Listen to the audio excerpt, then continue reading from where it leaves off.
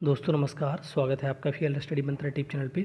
UP triple SC में lower की भर्ती बहुत सालों से अटकी पड़ी है। 2019 में इसका नोटिफिकेशन आया था, उसके बाद कोई भी नोटिफिकेशन जारी नहीं किया गया है।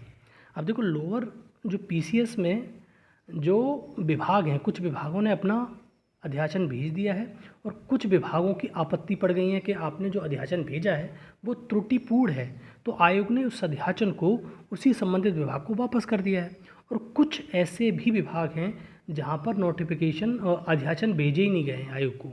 तो उन्हीं के संबंध में जैसे मैंने वीडियो बनाया था, उसमें भी बताया था कि आयोग जो कार्मिक विभाग है उसकी तरफ से एक शासनादेश जारी किया गया है कि जितने भी लंबित आपके अध्याचन हैं उनको 15 दिन के भीतर भेजने का कष्ट करें। ये शासन आदेश है, शासन आदेश की अनुपालना होनी ही चाहिए।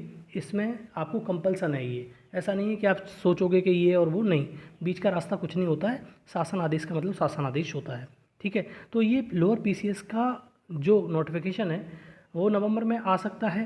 अब लग तो मुश्किल ही रहा है, लेकिन दिसंबर तक तो मान के चलिए। और दूसरा पैट 2023 से ही आएगा, इसकी निश्चितता है।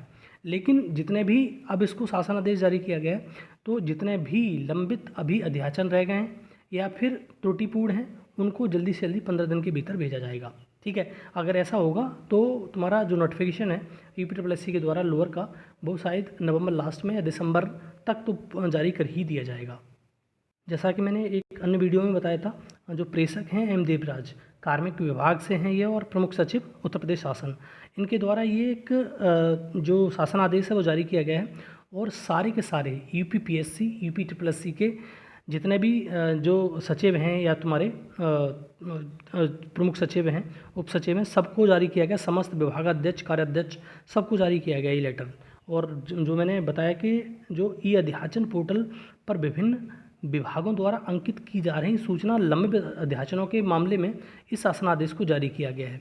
अब यहाँ से अगर आप पढ़ने की कोशिश करोगे तो पॉइंट नंबर 1 भी पढ़ोगे तो यहाँ पर देखो, पॉइंट नंबर 2, आयोग द्वारा आपत्ति के साथ वापस किए गए अध्याचन। तो आपत्ति के साथ इसमें लोअर में आपत्ति के साथ 5 या 6 अध्याचन वापस किए गए, उनके बारे में बात की जा रही है। दूसरा, इसमें कुछ अध्याचन लंबित भी पड़े हुए हैं, तो इन सबको आपको 15 दिन के अंदर प्रमुखता से आपको भेजना है आयोग में। क्योंकि आयोग जब ही नोटिफिकेशन निकालेगा जब आप जो अध्याचन है वो वहाँ पर पहुँच जाएगा आयोग के पास में।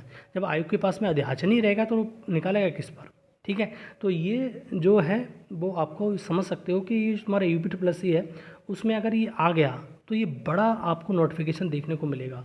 अगर इसकी अनुपालना होगी या नहीं होगी, मेरे हिसाब से तो होनी चाहिए, क्योंकि शासन आदेश है, शासन आदेश की अनुपालना ज़रूर होती है।